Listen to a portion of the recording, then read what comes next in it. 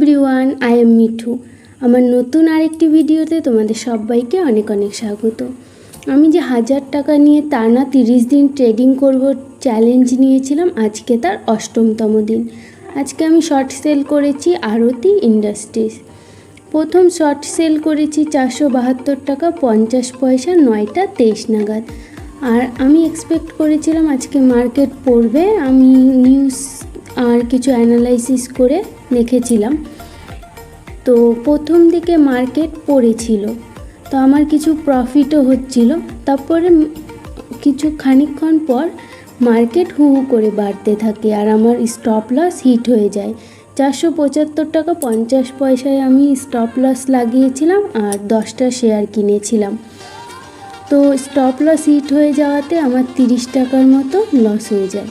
তারপর আবার second sale করেছিলাম, এই শেয়ারেই আবার সেকেন্ড সেল করেছিলাম 473 টাকা 50 পয়সায় 9:30 নাগাদ।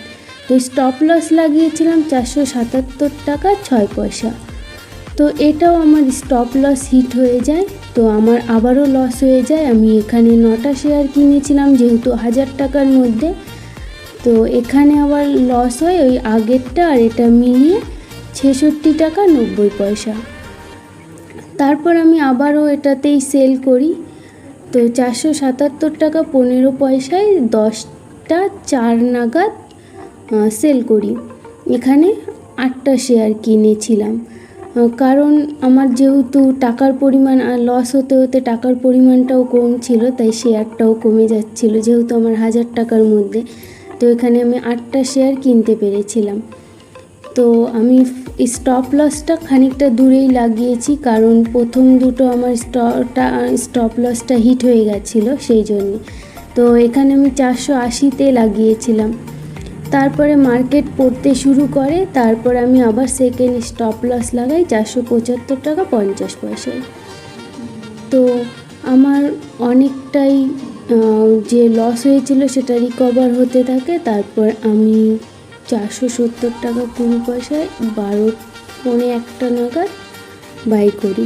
তো ওভারঅল আজ আমার লস হয়েছে 11 টাকা 30 পয়সা। ভিডিওটি ভালো লাগলে অবশ্যই লাইক, কমেন্ট, শেয়ার করে দিও এবং সাবস্ক্রাইব করে পাশে থাকা বেল আইকনটি প্রেস করে দিও। আর তোমরাও যদি আমার মতো এরকমই ট্রেডিং করতে চাও, তো ডিসক্রিপশানে দেওয়া জিরোদা অ্যাকাউন্ট ওপেনিংয়ের লিঙ্ক দেওয়া আছে, সেটা থেকে তোমরা জিরোদার অ্যাকাউন্ট ওপেন করে ট্রেডিং করতে পারো। তো ধন্যবাদ, দেখা হচ্ছে পরের দিনের ট্রেডিং ভিডিওর সাথে।